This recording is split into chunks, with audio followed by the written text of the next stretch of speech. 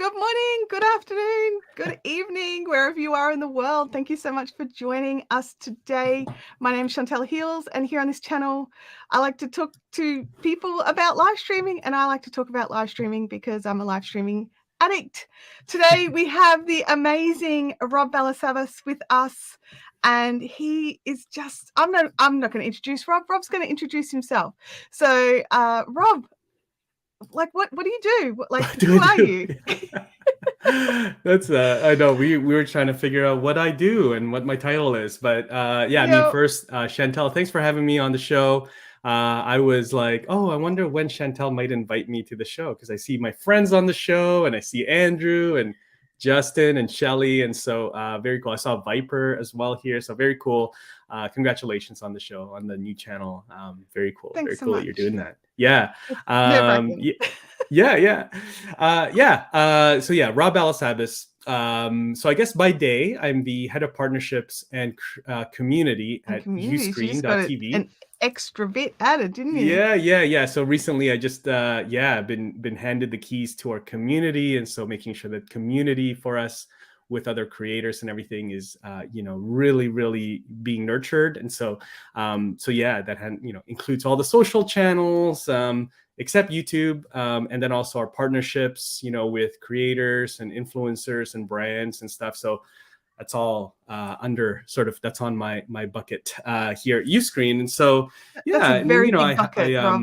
I That's a also huge co-host our bucket. podcast. We've got a podcast called the Video Entrepreneur Podcast, and conferences. I'm usually sent to those to do some speaking on behalf of Uscreen. So it's a lot of different facets to the role, but I love working with creators. I'm a creator myself. I have a personal YouTube channel, and creating videos and tutorials and live streaming there as well. I've got a community on Facebook and Discord, so yeah, I'm just really engrossed in the whole creator economy. I just love everything that's happening and all the opportunities for creators. I think it's fantastic, and something that I don't think could have happened, with like our parents, days. Like, this was not a possible career path, but I'm just really excited to be sort of in the middle of everything that's happening. I think it's It fantastic. certainly wasn't something I planned for when I was a teenager. Yeah. No, totally. It was not on the cards.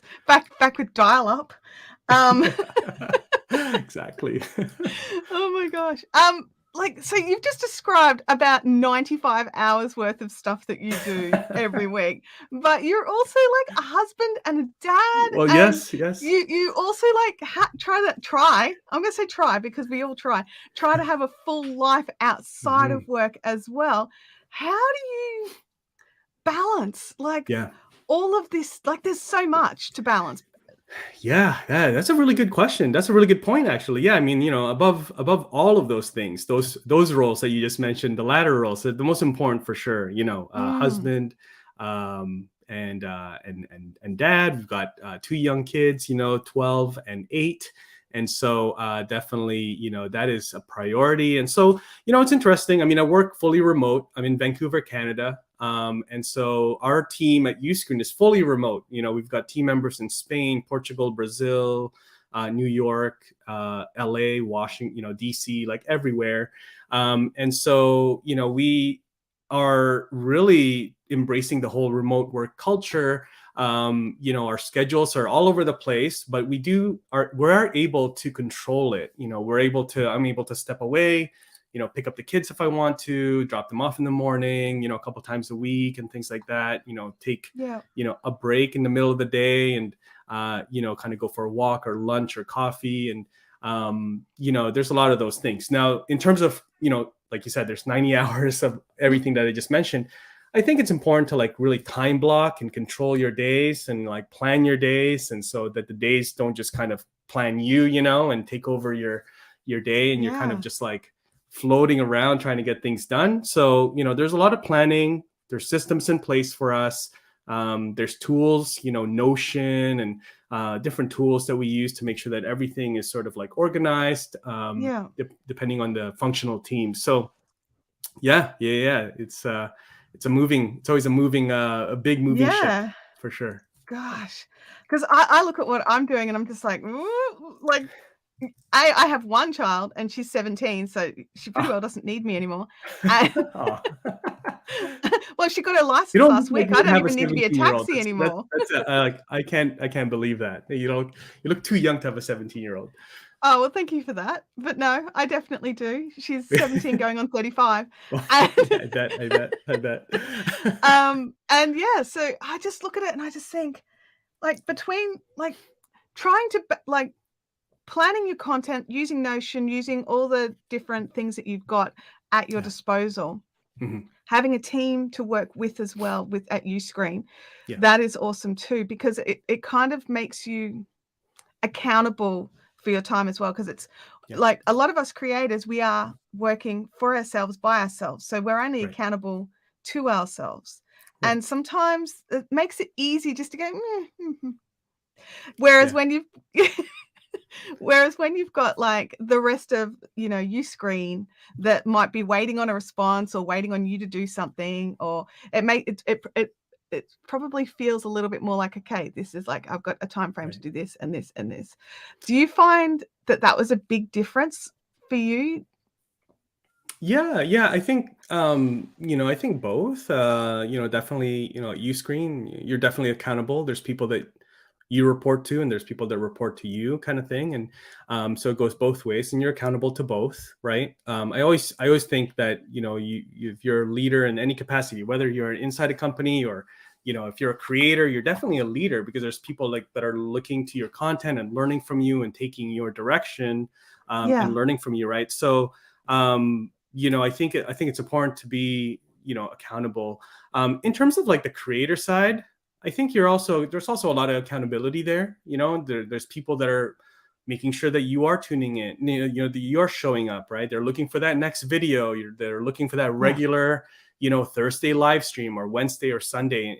And I know Andrew's in the house, so I know Andrew does Yeah. his live streams on Sundays, and so your Yeah. audience that are loyal to you, they're sort of like you're kind of They're accountable to them. expecting.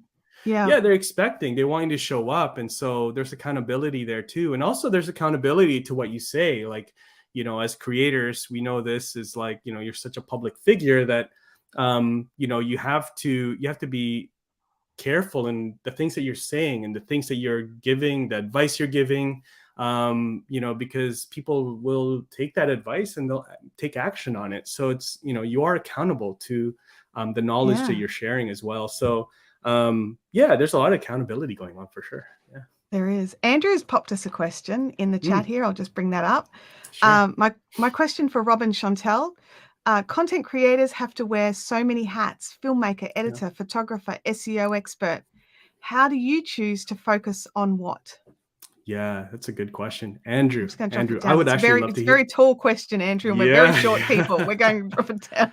yeah, exactly. I would love to hear Andrew's answer to that because I think he does a great job with He with does a that. I think fantastic I job. think in anything that we're doing, we have to prioritize. Sometimes you have to take a step back, and I've had to talk about this last week. Actually, you have to step back because a lot of creators, a lot of entrepreneurs. Okay, let's go even wider. A lot of people are typically Let's they just go. tend to add things, right? They tend to add, especially creators, right? We have so many Yep. shiny object syndrome, especially in the digital space. We're like, hey, we need to add Amazon Live. Oh yeah, Twitch is a good opportunity. Cool. Oh, I got to start a merch line. Okay, cool. Somebody told me that I can hire a VA to do my editing overseas. Okay, let me look into that and set that up. Yeah. Okay, cool. There's a new tool for keywords or whatever. So there's a lot of things that we're adding in talking in my role with working with a lot of creators. I've learned that a lot of full-time creators actually tend to remove, right? And so they Yeah. prioritize like, and without in a good way, a lot of creators, to be honest, a lot of full-time creators, a lot of really bigger creators, Yeah. they're not really good at everything. They're good at certain things, and they have daily habits that they're like almost religious to on those Yeah. few good things that they can do. Everything else, either they say, you know what, we that's a great opportunity, but I don't have bandwidth for it, or they'll delegate it to somebody else. But they focus on things and they're consistent. And the other things, like, yeah, we can make a little bit more money, but the priority and where the money is or where the opportunity is are these 3 or 4 things, right? And so yeah, that's really how I kind of look at it as well. Like, hey, I can do all of these things, but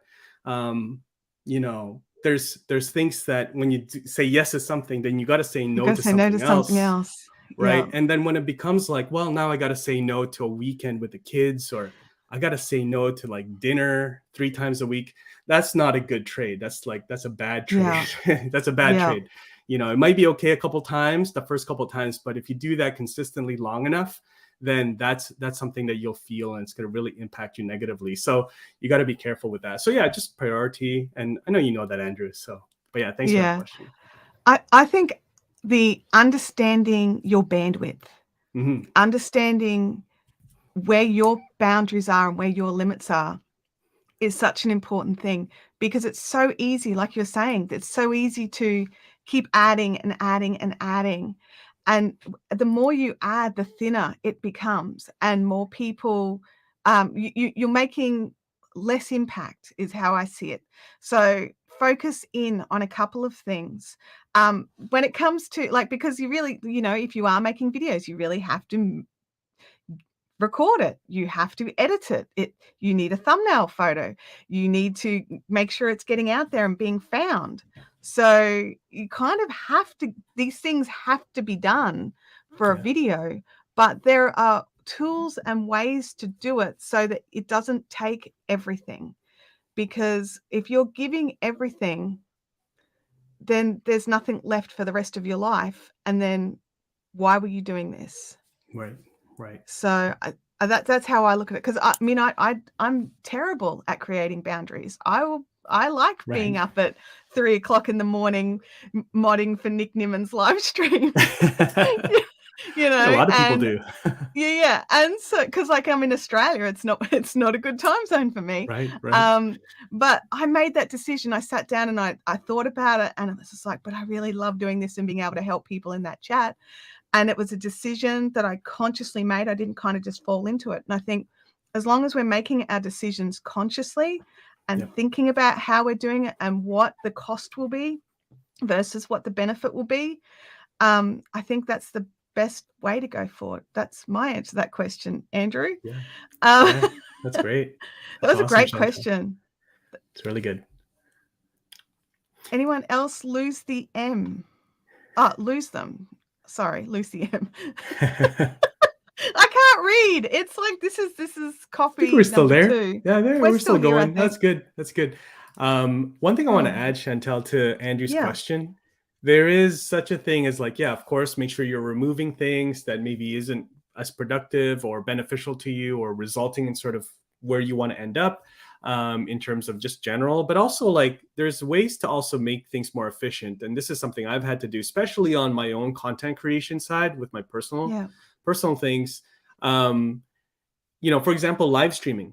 So, rather than like, editing for me is a bottleneck. I know it, I admit it. Editing is a bottleneck, I think, for a lot of Yeah. people. And so over time, as you do more videos and things, hopefully you get a little bit better and you Mhm. need less editing. I've found that live streaming is just a hack that I've had where I essentially do a one take live stream and that's my video. I have to, Yeah. I have to design a thumbnail still. That's something that I can't skip. But Yeah. the actual video itself is a one take live stream most of the time. Now, I still will, you can call me out, you can go my channel. You'll still find edited videos, but just not every single one because I Yeah. understand my, again, bandwidth and my bottleneck there. And so those are things, if you can look at your process and then you can kind of identify some ways to make it quicker, or maybe there's a shortcut to be more efficient, definitely take that on. So yeah. When There's a it question. comes to you, sorry, I'm just Yeah, go just ahead. Go ahead. just to go off that. You're Yeah. saying that you make your videos as a one take live stream. So do you go live on YouTube and that's it there and leave it as a streamed video, or do you then edit it even just slightly so that it becomes a VOD? Yeah. So sometimes it'll be just a one take live stream tutorial. I won't engage in the chat until the end. And so the replay viewer, it will seem like a regular recorded video. Yeah. there's no live chat engagement until the end. And then that part I may actually take out after the live stream.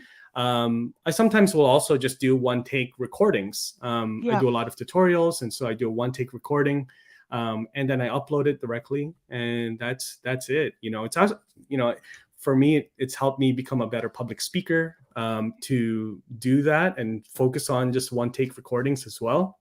I don't recommend it for everyone. Not everybody's channel or content or format will lend itself to be able to do that. But if it does, then that's definitely something that you may want to check out and try. So yeah. Do you go in and sort of add tags and descriptions and things like that afterwards to make sure that they are, because they're tutorials, that they're, search driven? Do you find that using it as like a streamed thing, that it loses momentum, or do you find that once you've added in all the additional information that really helps it? Yeah, I put in the tags and the title research and everything before every live stream I schedule ahead of time.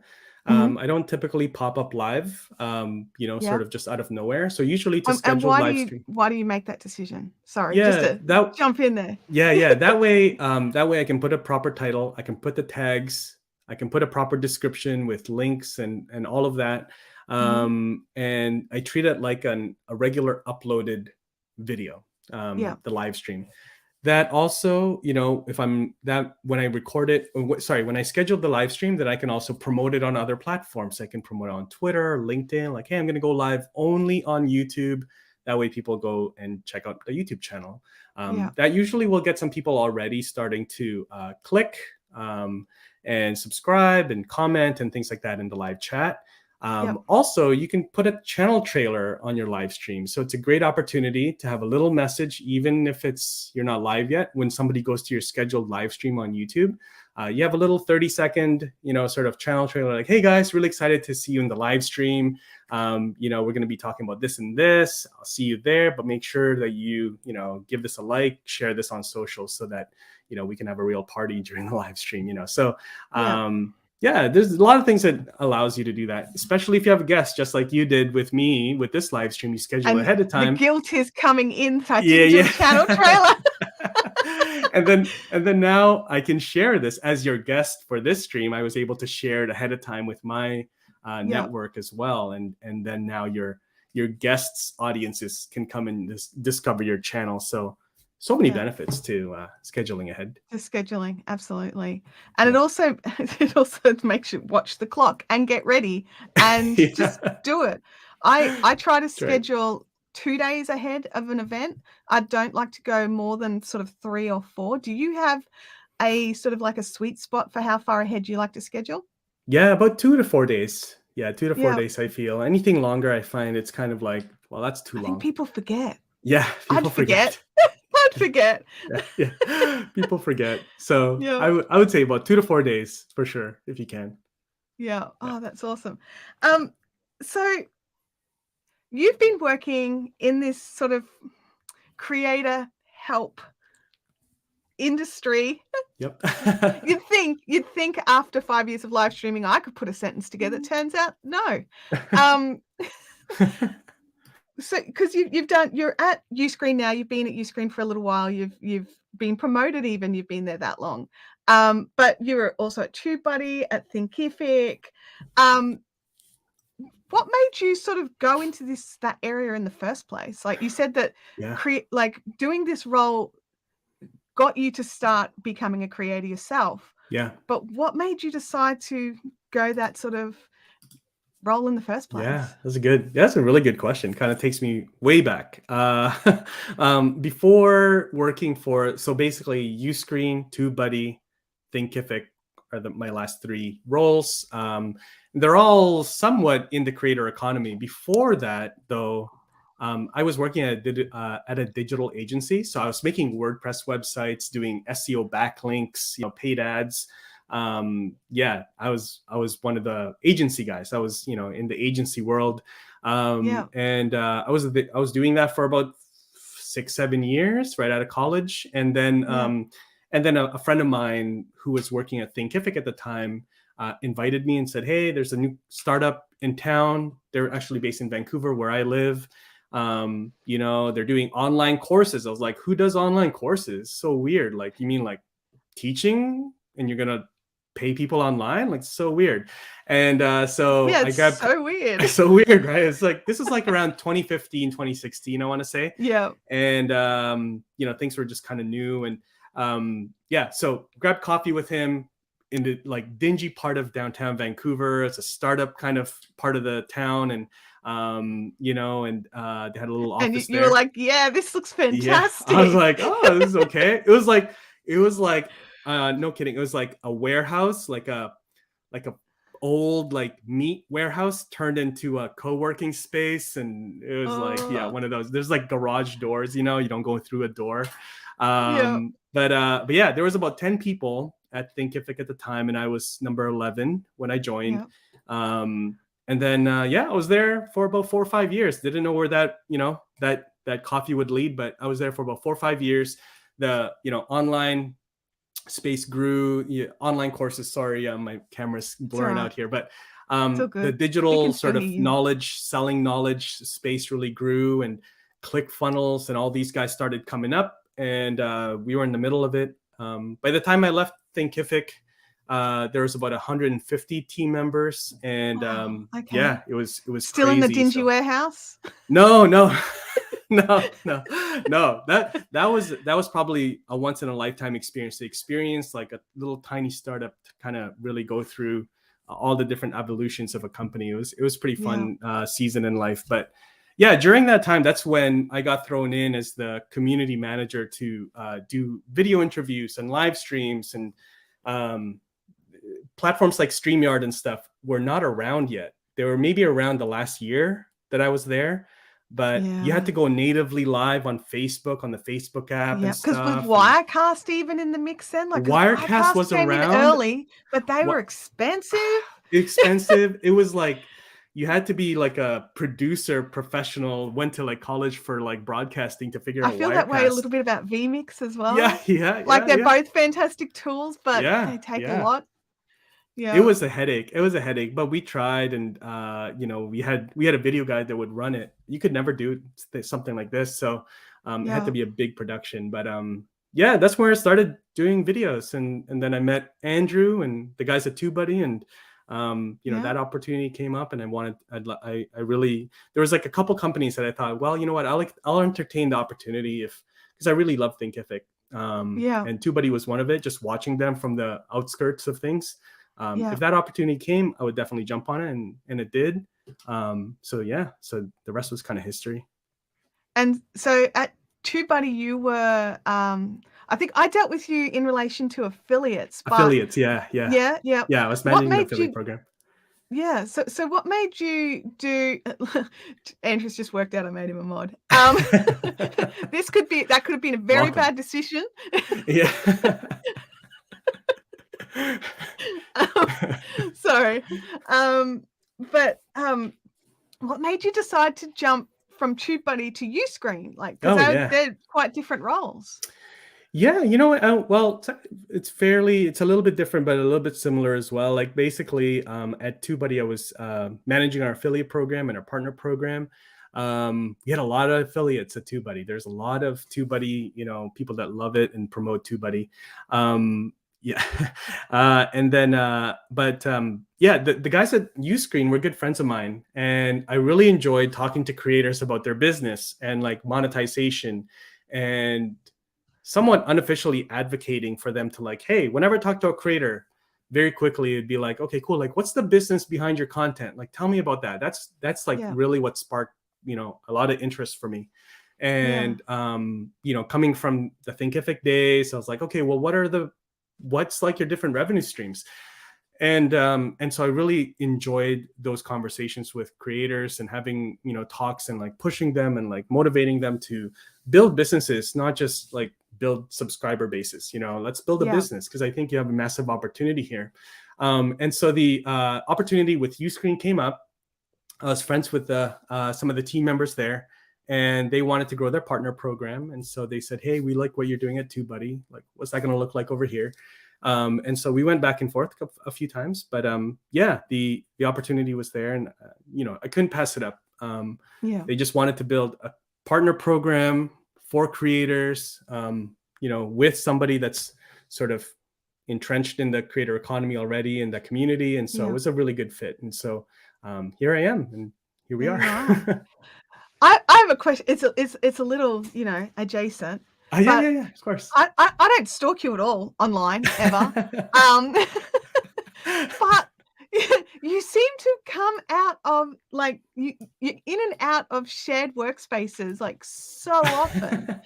And I've never worked in a shared workspace. I'm like in my own little bubble here. What made you decide to start sort of leaving the comfort of your own home and track pants to having to go and sit publicly and work? Oh man, it's I miss being in person, and we were locked down for like so long, for a couple of years, and then as soon as things were opened up, I was like, I'd like to get into some co-working space. Not all the time. It's like nothing beats waking up and then just going downstairs and start working, But I like being around people, and so like once a month I'll head to the city and work at a co-working space. It's mentally like good for me mentally, I think. So I try to do that once a month. Do you find that those are sort of like paperwork days or scripting days, or what do you tend to do when you're because I can't imagine there'd be recording days. No. Yeah, no recording other days. Than Instagram. Yeah, exactly. Other than like Instagram stories, right? No, there are a lot of maybe one call, maybe two with team members, but a lot of email days and a lot of like try a new place to eat for lunch days in the city. Oh, that's the real motivation. Yeah. That's the real reason. I don't want to make my own lunch. I want the goods. That's right. I want that good burger. Justin's in the chat. Hey Justin. He has a question for you. When are you coming to Australia? Oh man, I would love to get out to Australia. I have a cousin in New South Wales that I haven't seen in years. I don't know how far that is from you guys, but it depends on where in New South Wales. It could either be an hour and a half or 15 hours. Oh, okay. Yeah, there you go. I guess it's big. Yeah, I don't know. I'd love to, Justin. I need a good excuse. I know you're there, so you and Chantelle are there, so that's a big excuse enough. But I'd love to. That's a good excuse to come to Queensland. There you go. Yeah. Hopefully soon. Maybe next year. Yeah, I was actually looking at my passport the other day and realized, I may need to, get a new one. Oh, really? Mine expired during COVID. I had no idea. Yeah, so I'd gotten home from a teaching trip a week before the borders closed to Australia. And so I didn't consider my passport for some time, and then I was like looking at an event I wanted to go to that's happening in the US, and I was just like, oh look, I can't go, but if I could go. And then I looked at my passport and I'm like, well, I definitely can't go. You can. Oh no. They will not let me on the plane. Justin has suggested that Chantelle and I should run a YouTube event then. You should. I saw Justin's stories. You got like a nice shiny office that you're working on there. So I'm sure we could fit a few people, and Andrew. I don't know if shiny's the current word. Oh, it's not shiny right now. I'm sure it'll be shiny. She'll be shiny soon. He had a bit of a water feature happen. Oh no! And it sort of delayed everything, which is unfortunate. But I think it's all going ahead again. I think they've fixed that. We're totally sidetracked by the chat. This is what happens with live video. That's the point of it. If you have a question, if you want to know the answer to something, just throw it in the chat, and hopefully we will see it and get it up on screen once I double check your icon to make sure I'm not going to get terminated like StreamYard. So you live stream a lot in various different places, and YouTube has some rules about what can and can't be live streamed, and different things like moderation tools and people's username. Like you've seen all the bad stuff as well. Mm-hmm. How do you deal with that when you're like streaming and you're running like a like you were saying before, you're trying to do a one take wonder, and just get the content out there, how do you make sure that that stuff doesn't derail anything, with YouTube possibly closing your stream based on the fact that someone could be doing evil in the comments? Yeah, that's actually a really good question.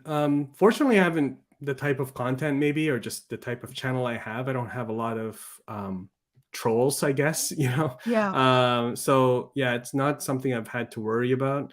I'm very, I mean, if I had them, I would I'd be pretty careful with what comments I put on the screen and things like that. Yeah.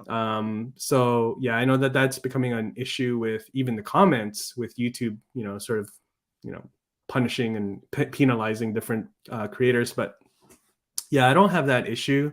So, I mean, if there's somebody out there that does have that issue, then maybe it's a matter of, doing the pre-recording and less live stream. But, that can be like what you did with Andrew. And, there's something I learned from Doc Rock from Ecamm is, Get assign the on mods moderators in. as soon as you Get the can, mods like in. assign moderators, right? And you need to make sure your moderators are people you trust, Yeah, not just randoms, because they don't just get to moderate your live chat.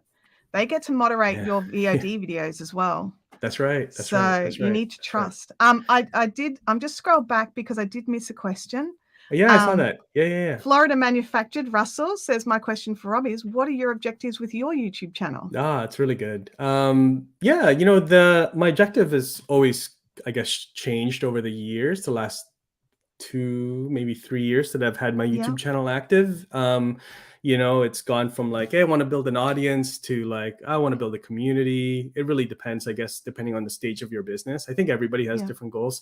For me, really, it's just, there's a couple different reasons. So one, it's a creative outlet for me, right? It's a creative outlet. It's really fun for me to create content outside of my regular work. It helps me improve my storytelling and speaking and all of those sort of soft skills. Second, it's just, I love being part of the creator, sort of community, right? And so it's a good excuse to have, Andrew and Justin, different creators, to basically come in and join me on a live stream and really just catch up. And then just connect with a bigger creator community. And then in terms of like business, I suppose, it's more of a personal brand. There's affiliate revenue coming through there. There's membership revenue coming through there. There's brand deals and sponsorships coming through there. So that's great.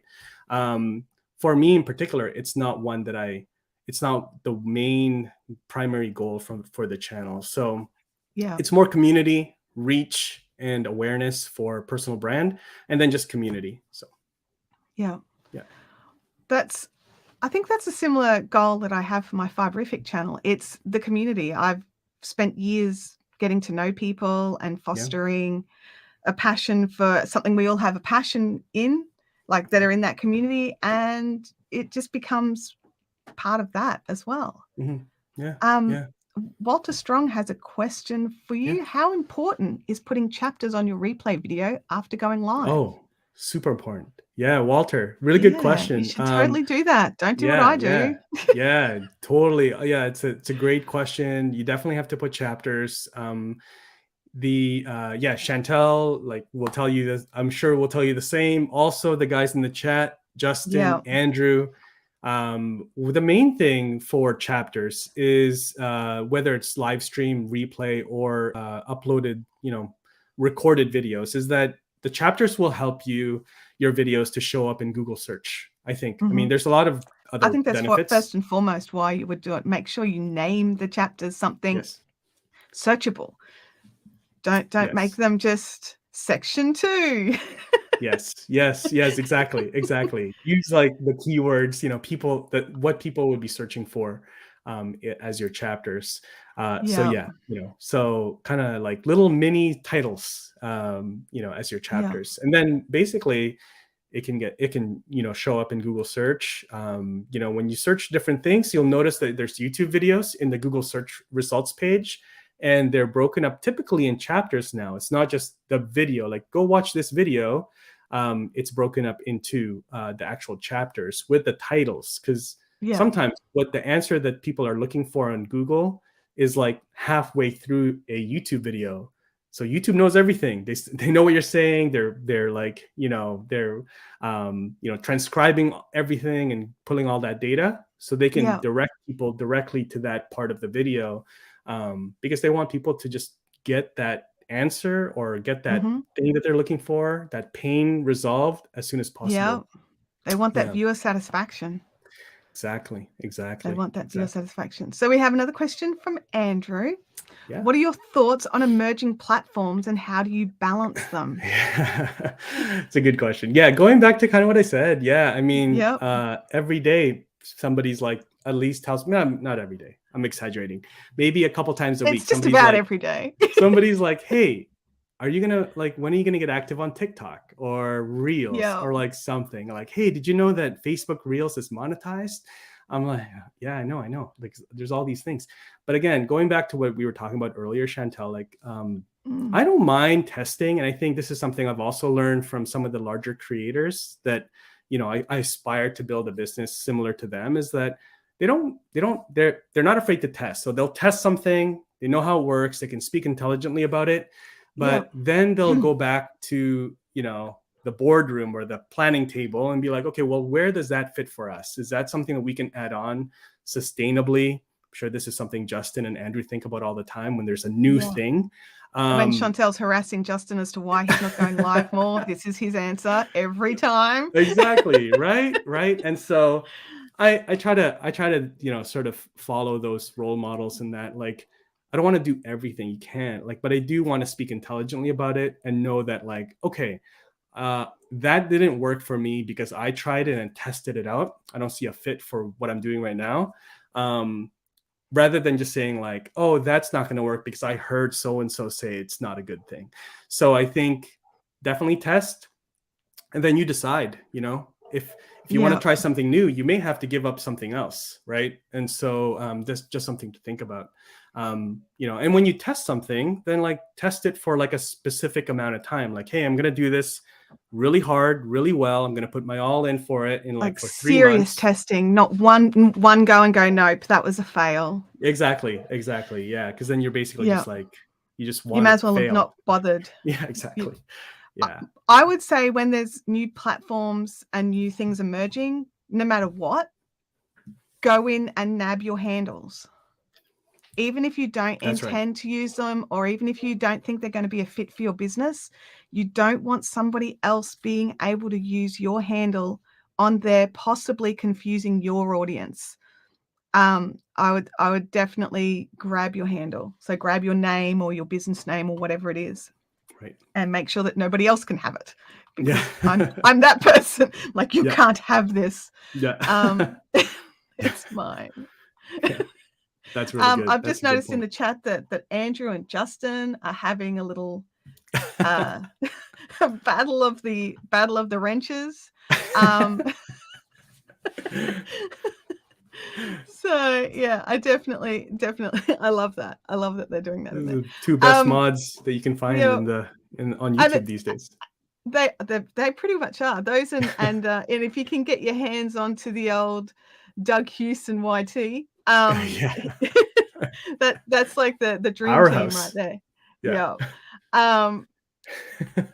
Oh, there's a fight over who gets to hug Rob first. 3-way hug, guys. All right. Yeah. Let's do that. And I'll take the photo. Yeah. So, hey, Justin, are you going to Vid Summit? Because I'll be at Vid Summit. I don't know if anybody else is going to be at Vid Summit, but I wish know I was Andrew will be there. Yeah. I can't see me going, but I would love to be there. I don't know if Justin's going. We'll see. We'll see. If he's still here. That'd I think be he's still awesome. here. If you could go too, Chantelle. Maybe next year. Maybe that's my plan. Is maybe next year. Andrew Can is going to be at Vid Summit, so that will be awesome. Yep. So you guys, we need photos. Yep. So Russell from Florida Manufacturers talking about Stream Decks. Do you have any preferred tools that you like to use? Like, I know we don't need any of these tools. Like, that's the reality of live streaming. If you have a webcam and some sort of microphone, that's all you need. Yeah. But like, do you have tools that you find make life a little bit easier, or that you now use that you're like, oh my God, I forgot to bring that. Now I'm going to have to go back to the old way and my whole life is over. Yeah. Yeah, no, for live streaming, I try to keep it as simple as possible. It's something I used to during the pandemic.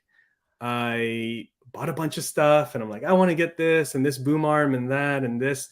And then I kind of felt like it kind of slowed me down, where it's like, oh, I had to do all this setup and everything. And so slowly I went from like getting a bunch of gear and then like kind of dwindling it down to the basics. So I have a Logitech StreamCam. That's my camera I'm using right now. I use an M1 Mac Mini, my desktop. That's my go-to. I'm an Apple guy. I use a Blue Yeti microphone. So I don't know if you can see it. There it is. So it's doing the job. That's it. Does the job. And then in terms of software, typically like you, Chantelle, I use StreamYard, and then I also use Ecamm from time to time for recording. And I'm using Ecamm right now for the camera. So yeah, I can come in here, turn everything on, and then I can start creating content. Awesome. Yeah. And just get it done. Yeah. It turns out Justin, Andrew was saying I will, as in a question. So Andrew may not be going to VidSummit. I thought you were. Okay, my bad. I thought you were going to be going. I'm thinking VidCon. Sorry, Andrew. I was thinking VidCon. Oh, because Andrew did ask in his Discord. Yeah. Sorry, my bad, Andrew. I got it confused. I know you'll be at VidCon, and I need the pictures because apparently you guys are bunking with Daniel Batal and Phil Starkovich they have and like Roberta Blake. A whole you guys party house. Have a little party house. So yeah, we need some live streams from there. Yeah, absolutely. Yeah. Mark NYC Prince has asked the question on the subject of handles, to also not just grab the social medias, but also the email services. I tend not to worry about it too much on the email services because I get the URL. So my emails are always like either, chantellehills.com or fibrific.com.au. Yeah. So I tend to go more that way. What's your opinion on that? Yeah, just social media. The email services could be a bit endless, because there's so many variations and stuff. But yeah, I would. I have Gmail and I have my work email. That's kind of it. Is that what you mean? Yeah. Andrew's just written time to grab chantellehills@gmail.com. Be right back. Good luck with that, Andrew. And sell it to you. It may already be gone. Yeah. Justin's like, already got it. These guys, sketchy. Yes, they are. So everyone now knows people with moderation tools and their little band hammers, not always the best people to follow. Exactly. Troublemakers. They are. You make people moderators so that they're less trouble, but it turns out that's never the truth. It's never the truth. Give the keys to them.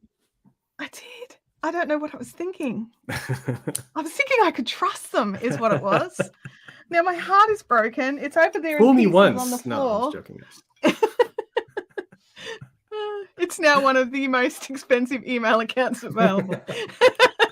It's on Gumroad, It's like, oh my gosh. Oh, that's terrible. Andrew's jumped in with, I have the real Balasabas at Bing Dong. Bing. I didn't even know Bing did email. This is the moment we lose control of the live stream, and we have. It's gone. It went a little while ago. It went about 9:30. Oh my goodness, I could just keep laughing. So I'm going to pop up your banner here that I've made for you. It's very pretty. There we go. Ooh, this is your private membership for your use screen. What sort of things can people find in there?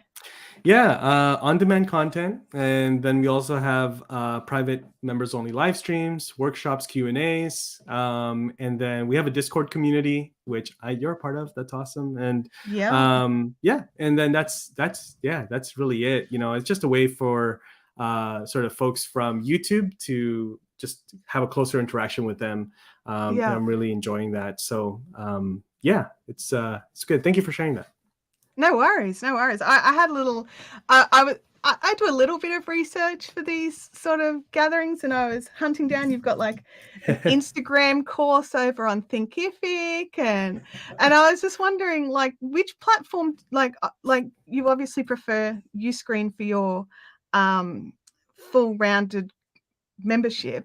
Right. But do you find any preference? Oh, that's probably a really bad question because you work for Uscreen. But do you have any preferences for your hosting for your different things?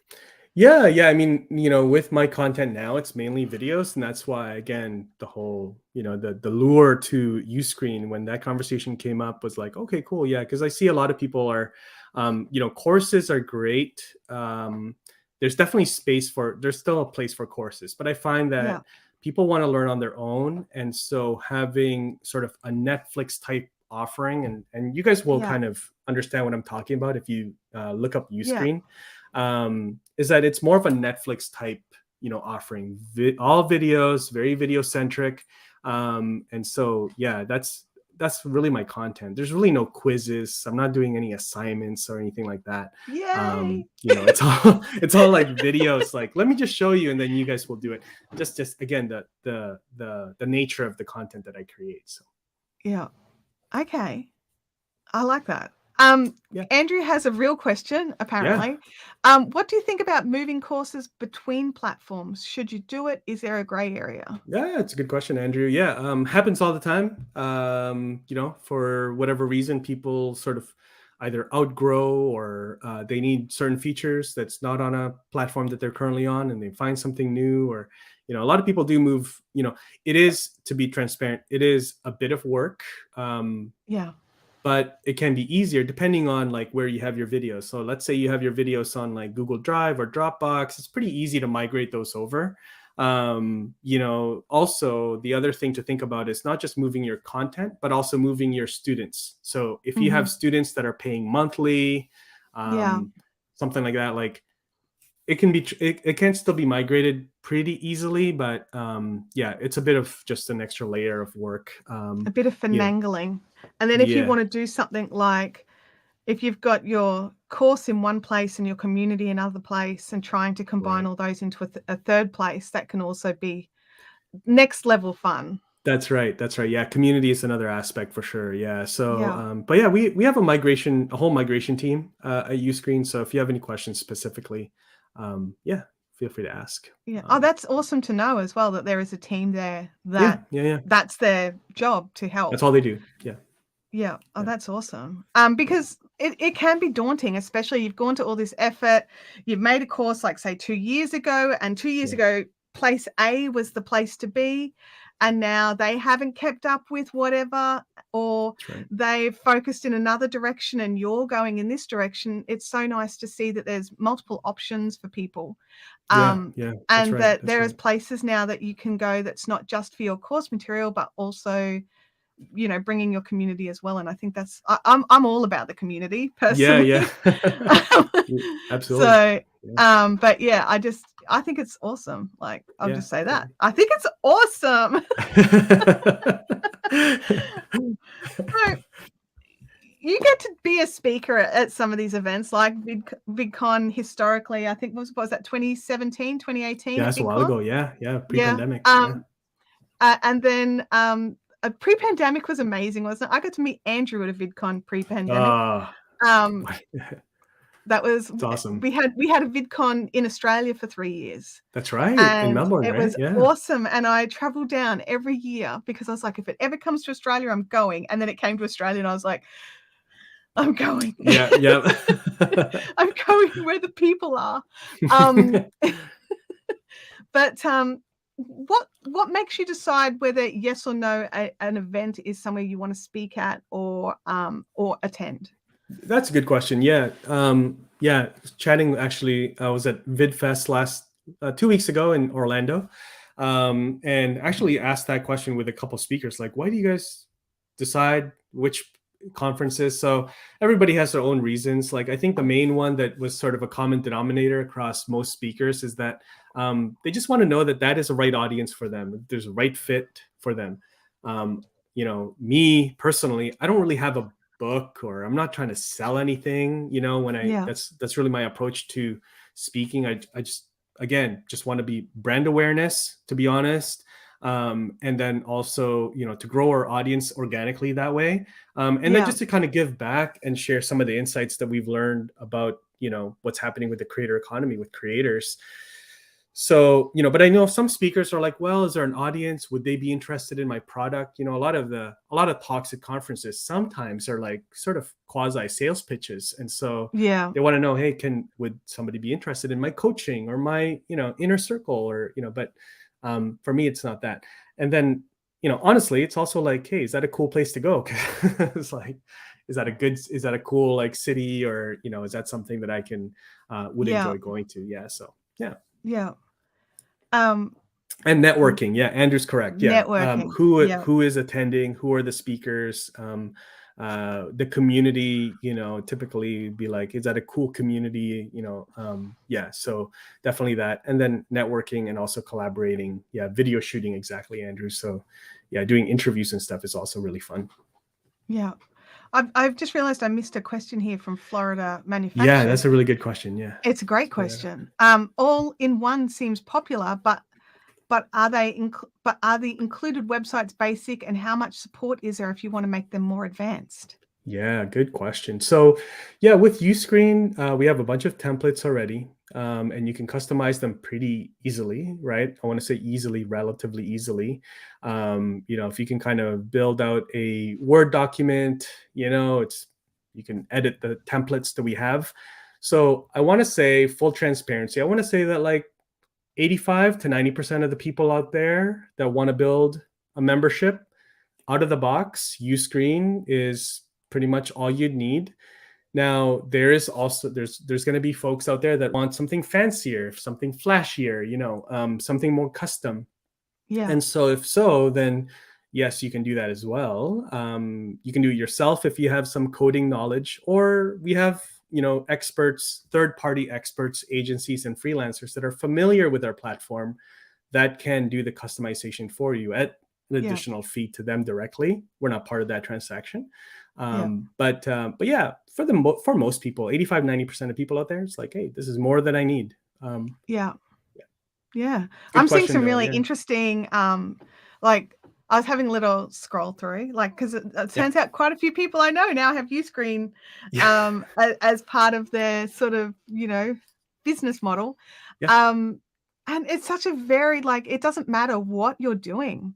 If you're making a video on it, Uscreen could potentially be the fit. Yeah. Like this is kind of recently, there's a lot of talk about YouTube and TikTok and all these platforms, and we're really thinking a lot about this, and talking, like interviewing guys. We got to interview like Jim Louderback, who runs VidCon, and John Yushai, and like all these guys that are in like the middle of the tornado that is the creator economy, right? And so I think one of the things that they're really talking about is like, there's all these, maybe 10 years ago, I think Jim Louderback, I'm paraphrasing, but he says like 10 years ago, platforms will pay you, like AdSense and all this stuff. It's a great opportunity to be paid directly by the platform. Nowadays, it's a little bit more competitive. And so as a creator, you have to say like, hey, this platform is a discovery platform. I get discovered here. YouTube live streams, podcasts, TikTok, Reels. It's a discovery platform. It's not really a revenue platform. You can't really make a serious income there unless you have like hundreds and thousands of subscribers that are watching and AdSense and stuff. But even that is fluctuating. So that's where we kind of come in, and other platforms like us, where it's like, okay, cool. Let's get discovered and build an audience on these discovery platforms, and then shift them to revenue platforms where we control the conversation.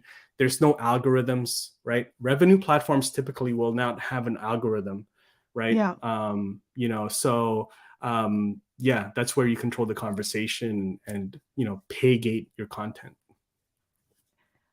I like that sort of like discoverable versus revenue, and I think that's the, when we're talking about where to focus our time and where to focus our energy, a lot of people are always about, well, where's the money? Right, but like unless you have already, and actually Andrew said it before, if you want to build a net worth, you have to build a network. That's right. And so you have to be discoverable and have revenue. And so having this stuff in two places, or having stuff that will feed from one place to the other, not the Yeah. exact same stuff, is always a I think it should be an ultimate goal for anybody who is trying to create revenue in that path. NYC Prince has a question, and I actually don't know if we answered this at the start. So if you want to answer it now, Yeah. what exactly is Uscreen? What exactly is Uscreen, guys? Really good question, My C Prince. Yeah, so Uscreen is a platform. It's a third-party platform, and basically it's a video monetization platform. So if you kind of think of like a platform where you can build your own Netflix, right? You have videos, people can browse through, you've got different categories, and then people will then need to subscribe to pay like either monthly or rent your content.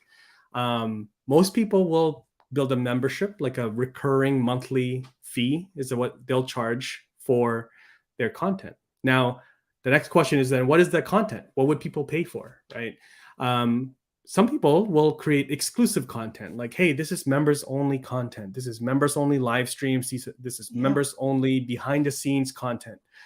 A lot of people, more than you would probably expect, actually just have the same content they have on YouTube, which is really odd, but a lot of people will do that because they'll make it ad free. That's how they promote it. Like, hey, all my videos ad free. Yeah. And their super fans or people that are loyal to them, want to support them, will subscribe to that content, to that membership. Now, a lot of people also, this is something I think is very important to point out in this space when it comes to memberships. A lot of people don't really pay for content. Like, they're not paying for your content. When people subscribe to your membership, whether it's if people aren't paying for it, do they value it? They value it. Like, yeah. So like Justin, who was with us, right? Primal Video, like, people don't necessarily pay for his content, right? Like, he's got so much content on YouTube. People pay for access, right? And this is just something I've learned over the years, talking to a lot of like content creators that have businesses. People pay for access. So either to the creator, whether it's in a small group or one-on-one. That's why people pay for coaching. People pay for community. They want to be part of a community that is like-minded. And then also they pay for organization. So of the content. So rather than like trying to stitch together playlists and things like that, I'll just like, this course or this membership will take me from step 1 all the way to step Z or Z. And it'll save me a lot of time. That has value for me, right? So yeah, so people pay for access, for organization, and also community for the most part. That's what they are really paying for in the membership. The content is like, it's cool that it's there, but yeah, it's the other things that they're staying around for. That they're paying for. Florida Home Living has asked a question here as well. Does Uscreen facilitate live? Yep. So you can go live inside of your own Uscreen site for your members only. You will still need a tool like StreamYard or Ecamm to go live in there. You just need RTMP for those of the tech savvy folks. But yeah, you can do that. StreamYard make it really easy to set up RTMP as long as you've got your link. Really easy. You just need the URL and the stream code and stuff. We'll show you everything that you need to do that. And then, you can go live inside your membership to your members only. You can schedule it and all that. People get notified. It's a great perk for sure. It is. So you go live, right? So you go live on your channel. You go live with other people on their channels. Thank you for that. But so polite. Do you go live on your Uscreen? I do. Yeah. So I do it probably about once a month. I'll do like a Q&A. And that's what I do there. Yeah. So when you're planning to go live over on Uscreen, obviously that's for members only. So you don't want to be oh my gosh. It's really bright. Sorry, guys. No, it went from like super dark to you're hiding in a cupboard to like, no.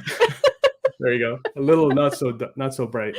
Well, it's like it is nighttime for Rob in Yeah, Canada. I've actually been that's trying okay. really hard not to complain about how cold it is here today because it's not Canada cold. Yeah. Right. That's a whole nother It's level, right? Yeah, it's a Canada whole cold. nother level, but I live in the subtropics for a reason, Oh, I'm so jealous. and it is not to wake up to -1 temperatures, That's right. That's right. in a house that was designed to go, "Heat? This is ridiculous. Suck it all." Yeah, no, I'm all about the sandals and shorts. Andrew knows. Yep, We were hanging out in yep. Malibu when I was down there visiting him. But Oh, yeah. um, yeah, no, it's good. Some really good Sorry. questions here. This is awesome. I There's some see. fantastic questions here. Andrew has just promoted your new StreamYard course.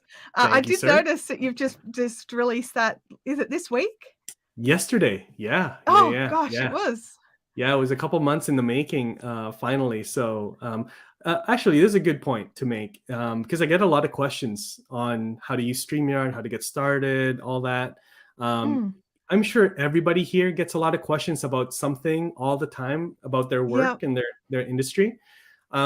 So yes, of course, good idea for me to make a StreamYard course, but also it's a time saver for me. Like if I get that question again and be like, hey, that's a really good question. just go Here's a over here. course, Yeah, here's a course rather than like setting up a call with me or anything like that. Here's a course. It'll take you through everything you need to know. And it saves you a ton of time and me. So it's a face of the sun. How's gas in Vancouver? Yeah, that's a really good question. These are great. I feel like we're going off on a tangent now, but let's complain about fuel prices. we can complain about I fuel prices. Do you I pay know per liter or per gallon? we are per liter, but I think per Yeah, gallon. I did the calculation. I've got a little converter. I think it's like $7 per gallon. That yeah. sounds I about think right. we're about the same Yeah, in yeah. Aussie dollars I don't because know. we're We've got paying nearly about $2 a liter, oh, and $2 a liter. Yeah, we're and at it's $2.30. 3.7 liters. Is it 3.7 liters to a gallon? I'm terrible at the conversions. I I really think am. yeah, I There's think supposed to Australian be easy dollars. ways to remember it, but I can't remember. Yeah, yeah. I think we're Yeah, pretty but I close. think it's about 7 Australian dollars, which comes out to be a lot less US dollars. Yeah. Yeah, it's close. Like, yeah, 6, 7 US dollars, I think, per gallon. I don't Yeah. know. I heard something like Vancouver is like probably has one of the highest. We have some extra tariffs and stuff that Yeah. We've actually our like no other government has city. just removed half of our tariffs to make our fuel affordable. So in a couple of months when they put those back on, we're just like, Oh, "Oh, this is gonna hurt." sticker So shock. yeah, it's gonna be like, "Oh, do I need to actually drive somewhere?" Wow, Andrew says $10 almost in Northern California. That's just Oh my insane. gosh. Okay. Wow. So and Florida living's about $5, Oh, where he is in Florida. oh, I'm so jealous. Yeah. Oh, wow. We have a Uscreen question. Okay. Does Uscreen deal with the money? Do Uscreen have educational videos on YouTube or Uscreen? Yeah, actually, really good question. Yeah, so yeah, we have a YouTube channel, so please go and check that out. We publish our video team. Daniel Kasmala is the guy that you'll meet there. He's great, solid guy, based out of Alabama, and he publishes about 2 videos a week, sometimes 3. And just about Uscreen, but also just about the industry as well as a whole. So you'll definitely learn something from him there. And then as far as money, yes, we do process payments. So we have integrations with PayPal. Yeah, thanks, Chantelle. Yeah, with PayPal and Stripe. And if Yeah. you happen to be in a country where neither is available, then we do also have Uscreen payments. So one way or another, we'll make sure you get paid for Okay. your courses. Yeah. They'll work out a way to make sure you get your money. Uscreen's channel is great. However, the last video made me want pizza, and it's unfair. I had pizza for dinner last night, as a matter of Yeah, fact. yeah. I always want And I pizzas. think I'm having leftovers for lunch. Oh man, that's the best, isn't it? Leftover Yeah, pizza, the leftover best. pizza. Like the flavor just soaked in. Yeah, there are some foods that are just way better the next day. Oh yeah, 100%, 100%. Yeah, Anything with flavor. yeah. Absolutely, We absolutely. Oh my gosh, I love hanging out with you. It's been so awesome to sit and Time chat, and flies. My goodness. like I'm just looked at the clock. I'm like, oh my gosh, I'm usually so much better at this at timekeeping, and I'm sorry, Rob, but we've gone over. No, it's all Um, good. Andrew did want to know if you are hydrated. oh, Feeling. Andrew, yes, I've been staying There hydrated. you I go. mean, I did have a cup of coffee first, but I do have my water. Look, I'll do it again. There you go. Hmm. Proof. Thank you. Andrew Yep. is the king of hydration in the chat. Yep. Um, Yep. Yep. which I think that's actually a really important thing. Is something that I was really nervous about when I first started live streaming was drinking on camera, because you can hear it, you can Mm. see it. Also, I'm pretty clumsy and don't always get my mouth. Uh, so, but I just had to sort of like, especially like I live stream for 2 hours at a trot, usually on my other channel. Yeah. And you just have to. There's no way you can sit still for that many hours, talk, and not stay hydrated. Do you have any like any final tips, Rob, on how you maintain a full live stream? Oh man. I mean, live streams they're gonna be messy. It's live, and there's so many like just surprises and things can happen. There's a lot of variables, so don't be too hard on yourself. Plan as much as you can, but go in, have a good time, especially if you have a guest. Engage with the audience just like Chantelle does. Just so smooth. I mean, you're a pro, so yeah, just really enjoy it. And the main thing is really, for me, live streaming, I see, is like the main component, the primary thing is like really community building, because you've got Mm-hmm. recorded video. Like, let's just talk about YouTube. You've got Yeah. recorded videos, where you're talking to people. Like, live streams allow you to talk with people, right? And so Yeah. take that opportunity and make sure you engage, put comments up, answer their questions. The thing that I think, the side effect, or the sort of like this passive, I'll say passive revenue, the passive benefit of live streaming is that you really do build your, sort of thought leadership and authority in your space, because you're able to answer questions on the fly. It Yeah. really shows off that you know your stuff. So yeah, just live streaming is fantastic. I'm a bit addicted. I love live streaming. It's a good addiction. Yeah, it's a good addiction. Is it a problem when you make it your job? Right. It's just like, Did it's I my just job. lean into a skill, or did Yeah. I just, what's the word? There's a word for it where you just make it happen all the time. Enable. Am I just enabling myself? I don't Yeah, know. that's right. That's right. You're an enabler. Yeah. Oh, one last thing, Chantelle. If anybody does have Yes. any questions, what webcam? Yeah, I'm using the Logitech StreamCam. So really Okay. good question there. Awesome. And then Sorry, one also, thing. guys, I'm an open book. So if you guys have any questions, feel free to reach out. My email is super easy. It's just rob@uscreen.tv.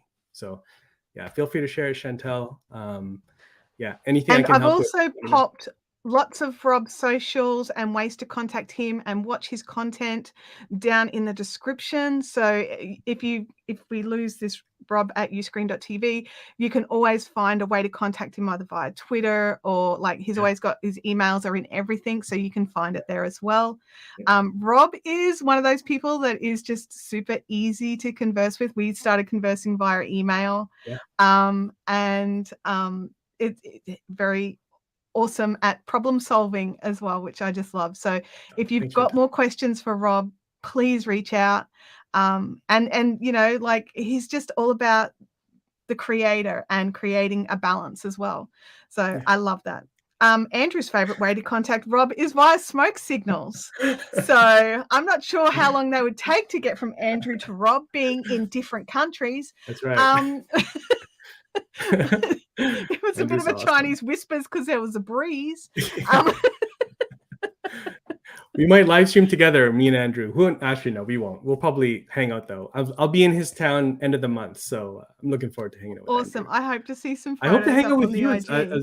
at some point, though, Chantelle. I'd love to get out to Australia, see you and Justin. I think that'd be awesome. You guys should definitely put some type of event together. I don't know if he was half joking, but He was You should. probably half joking. You should. But we'll see if I can turn that half joking into less than half Full joking. serious. That would be amazing. It's about the Yeah. only way I could get to an event at the moment with an expired passport. That's right. Make people come to you. Yeah. Make Absolutely. people come to me. It has been so wonderful having you with us, Rob, and I really appreciate that you've given us this time. Everyone's got how to contact you, so please, guys, just go and copy all that information out of the description so that you can get in touch with Rob. And I'm sure you will see him around the traps. Go and subscribe to his YouTube channel and his podcast. I love the podcast. Thank you. What's it called? It's called Coffee with Content Creators, and Simple. I listen to it. Like, it doesn't drop every No, but it drops regularly enough. That's right. When there's something good, and so that if there's something new out, it's worth listening to. So make sure you go over and follow that on your favorite podcast listening devices. And I will see you all next week. Awesome. Here, a similar time. We change it around, but similar time, and I'll see you all next time. Awesome. Bye now. Bye, everyone.